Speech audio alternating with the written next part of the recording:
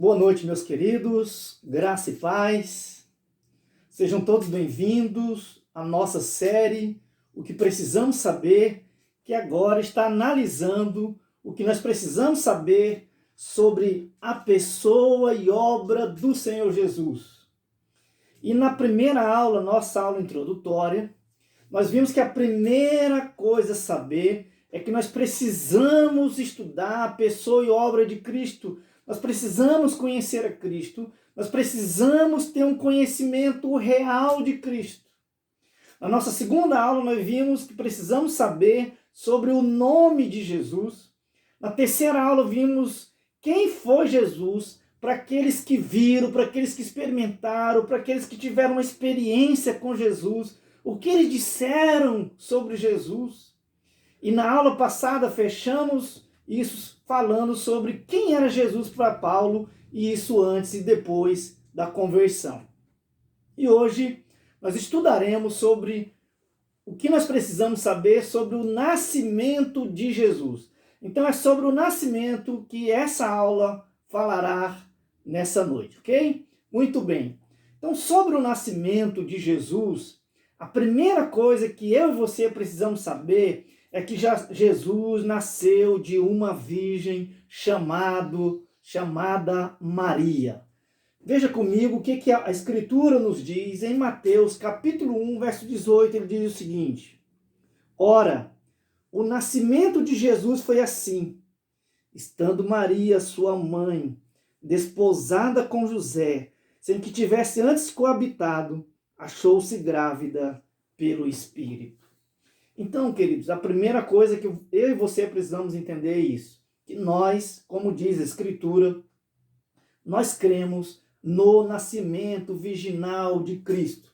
E por que eu estou dizendo isso? Porque para alguns grupos, eles não creem no nascimento virginal de Cristo, ok? Então, alguns grupos não creem nisso que a Escritura diz. Por exemplo, não sei se você conhece um grupo chamado os Meninos de Deus, agora chamado também da família.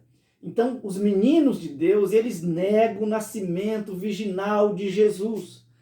E o fundador deles, que foi David Berg, ele vai fazer uma interpretação errada de Lucas, capítulo 1, verso 28, declarando que o nascimento de Jesus foi o resultado do anjo Gabriel chegando-se a Maria e tendo contato sexual com ela, ok? Conhecida também como a doutrina de Gabriel. Portanto, categoricamente, eles negam, e o David nega o nascimento por meio da Virgem. Ele diz que Jesus foi concebido como filho de Deus pelo anjo Gabriel, tendo relação sexual com Maria. Coisa que nós não cremos nisso, porque a palavra também não diz isso. Também outro grupo chamado o Espiritismo Kardecista e a LBV, que é a Legião da Boa Vontade, para eles Jesus é um espírito de luz evoluído que nasceu de Maria. No entanto, seu nascimento virginal é completamente desacreditado, como também a sua deidade ou a divindade de Jesus é negada, ok? Então, a primeira coisa que eu preciso saber é isso. Aquilo que a Escritura diz é que Jesus nasceu de uma virgem. A segunda coisa que nós precisamos saber sobre o nascimento de Jesus é que Jesus nasceu na pequena cidade de Belém, da Judéia, uma cidadezinha que ficava a 142 quilômetros de Jerusalém, ok? Então foi ali exatamente aonde Jesus nasceu, e agora a gente vai ver que para cumprir as Escrituras. E a terceira coisa que precisamos saber do nascimento de Jesus, ou sobre o nascimento de Jesus, é que a Escritura vai nos dizer que ele nasceu na plenitude do tempo. Gálatas capítulo 4, verso 4 vai dizer isso. Então, agora preste atenção num detalhe aqui. Ó. A palavra grega, pleroma, que é plenitude, denota aquilo que enche, que cumpre, que completa. Então, Jesus vir na plenitude do tempo implica em um mundo totalmente preparado para recebê-lo. Então isso implica que tudo estava pronto, tudo estava preparado para que isso acontecesse. O que de fato essa frase quer mostrar, que ele nasceu na plenitude do tempo, é que a vinda de Cristo não foi acidental, não foi por um acaso, ou não foi um acaso. Ele veio na hora certa que Deus Pai tinha estabelecido para ele vir, ok? Então nós precisamos saber disso. Então, deixa agora eu mostrar para você como esse fato de estar tudo preparado e não foi um acidente, foi tudo planejado pelo Pai, lá no Velho Testamento, como isso aconteceu, ok?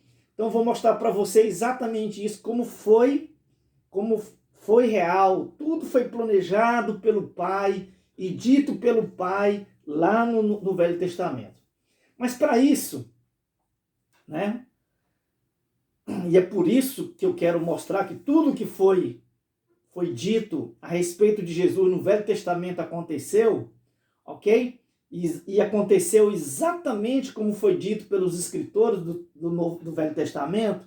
E para isso, querido, eu quero te mostrar, me valendo deste livro aqui, ó.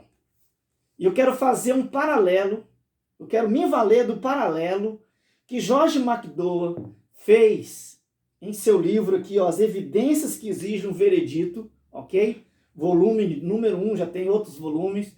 Então, de um lado ele coloca a profecia, só para que você entenda, e do outro lado o cumprimento, ok? Então, o paralelo que eu vou fazer aqui, eu peguei exatamente deste livro, ok? Então, deixa eu só mostrar isso para você. Então, por exemplo, desse lado tem a profecia e desse lado tem o cumprimento. Então, lá no Velho Testamento, por exemplo, Gênesis, que nós chamamos de proto-evangelho, capítulo 3, verso 15, a profecia lá já era que Jesus nasceria da semente da mulher, ok? Tudo bem? Então, veja o que o texto diz, Gênesis 3,15, ó. Porém, inimizade entre ti e a mulher, entre a tua descendência e o seu descendente, este te ferirá a cabeça e tu lhe ferirás o calcanhar. O cumprimento, Gálatas 4,4 vai dizer, vindo porém a plenitude do tempo, Deus enviou seu filho, nascido de mulher. Então perceba que é da descendência da mulher, ok? Somente a mulher. Tudo bem? Então veja aí uma coisa interessante. Essa foi a primeira coisa. Então veja que já foi dito e foi cumprido. Segundo, ele nasceria de uma virgem. Isaías 7,14. Portanto, o Senhor mesmo vos dará sinal. Eis que a virgem conceberá e dá luz a um filho e lhe chamará Emanuel.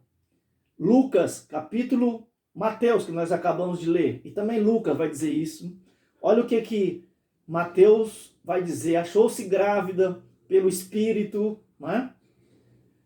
José não conheceu enquanto ela não deu à luz um filho, a quem pôs o nome de Jesus. Então veja, ele nasceria de uma virgem, ele nasceu de uma virgem. Outro paralelo, terceiro, ele nasceria em Belém de Judá. Miqueias 5,2 é a profecia, Mateus 2,1 é o cumprimento, ou Lucas 2,4, 7 é o cumprimento, ok? E quarto, seria da tribo de Judá. Então, era da descendência ou da tribo de Judá. Está lá em Gênesis 49, verso 10, e Miqueias 5,2. O cumprimento está em Lucas 3, 23 e 33, Mateus 1, 2, Hebreus 7, 14. Vai também nos dizer isso, ok? Então, que ele seria da tribo de Judá. E outra coisa, em quinto, seria da linhagem familiar de Jessé. Isaías 11:1 é a profecia, e Mateus 1:6 e Lucas 3:23 e o 32 é o cumprimento, porque lá está escrito Jesus, filho de Jessé. Então, como nós já vimos na primeira aula, filho às vezes significa descendente, né? Ok? Da descendência, da linhagem. Muito bem. E sexto, é que ele seria da descendência de Davi. Então, vários textos lá na profecia, lá no Velho Testamento, diziam exatamente isso. Então, por exemplo, Jeremias 23, 5, 2 Samuel 7, de 12 a 16, Salmo 132, 11, e o cumprimento está exatamente em Lucas 3, 23, o 31 e o Mateus 1, 1, de Jesus, filho de Davi, ou da descendência de Davi. Tanto é que muitas vezes Jesus foi chamado de filho de Davi. Né? Lembra do cego? Que ele gritou, Jesus, filho de Davi, tem misericórdia de mim? Então, e aí esse livro traz todas as coisas que foi dito para Jesus lá no Velho Testamento. E aí o Josh McDowell vai fazer o paralelo da profecia, o cumprimento, e vai ter várias coisas, mas eu quero apenas falar sobre isso porque nós estamos falando exatamente sobre o nascimento de Cristo. Qual é a conclusão de Josh McDowell? O que ele concluiu então quando ele pegou tudo isso? Então ele vai dizer, ó, tudo isso prova que existe uma mente divina por trás do Antigo e do Novo Testamento. Tudo isso demonstra a inspiração da Bíblia. Tudo isso mostra que existe Deus e sua palavra não falha. E mostra também que todas as coisas estão sujeitas à vontade de Deus, como diz Isaías 46, 9 e o verso 10. E isso é importante, e por isso eu estou dizendo isso, porque é isso que os críticos de Jesus não conseguem explicar. Pois para muitos críticos de Jesus, Jesus foi um maluco que apareceu na história e ele olhou para o Velho Testamento e disse, eu vou cumprir isso e eu vou dizer que eu sou o Messias. Só que tem coisas, queridos, que não dependem da pessoa. Ok? E principalmente em relação ao seu próprio nascimento. Por exemplo, você não pode escolher aonde você vai nascer, cara. Segundo, você não pode escolher qual vai ser a família, qual vai ser a tribo, qual vai ser o povo, qual vai ser a nação que você vai nascer. Isso não está no seu controle. Você não pode escolher o tempo que você vai nascer, que dia que você vai nascer, ou que ano você vai nascer, que mês você vai nascer. É por isso que Jesus é crido, por causa das suas credenciais que foram estabelecidas ou reveladas no Velho Testamento, e foram cumpridas em Cristo, ok? Então perceba que sobre o nascimento de Jesus, nós sabemos de um monte de coisa. A única coisa que não sabemos é a data exata do seu nascimento. E não sabemos porque isso não foi revelado. Isso não foi escrito em nenhum lugar das Escrituras. É por isso nós faremos uma outra pergunta. E a pergunta é, qual o dia do nascimento de Jesus? E aí eu quero te responder o seguinte, ó, muitas datas no decorrer da história já foram sugeridas como sendo o dia do nascimento de Jesus. Por exemplo, nos dias de Hipólito, que era um bispo de Roma, ele escolheu a data de 2 de janeiro para ser o nascimento de Jesus.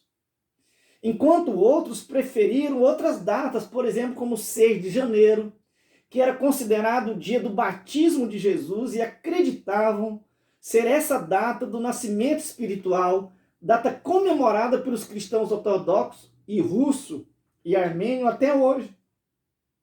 Depois se passou a outras datas, como 25 de março, depois 18 de abril, depois jogaram para 19 de abril, depois veio para 20 de maio, e finalmente em 336, a data para se comemorar o nascimento de Jesus foi o 25 de dezembro. Mas há certas incertezas sobre quando e por que essa data foi escolhida. Ok? Agora, por que não sabemos ao certo o dia do nascimento de Cristo? Então não sabemos primeiro porque, eu já disse, não foi revelado. Não tem nada escrito nas páginas do Novo Testamento que nos ajude a determinar o dia certo. E não foi escrito porque não existia na época dos apóstolos, ou na época da escrita do Novo Testamento, uma ideia de arranjar um dia para se comemorar o nascimento de Cristo. Você vai perceber em todo o Novo Testamento que a preocupação dos escritores do Novo Testamento é ensinar o porquê e para que Jesus veio e não o seu dia natalício.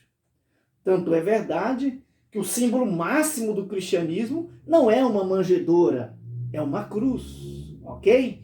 É por isso, queridos, que eu quero encerrar essa aula te convidando a participar da próxima aula, porque na próxima aula veremos exatamente sobre o que precisamos saber sobre a finalidade da vinda de Jesus, ou para que Jesus veio ao mundo, ok? Então eu te espero na próxima aula. Deus nos abençoe e que Deus nos ajude a ter um entendimento correto da pessoa e obra de Cristo. No nome dele, para a glória dele e bem nosso. Vamos orar?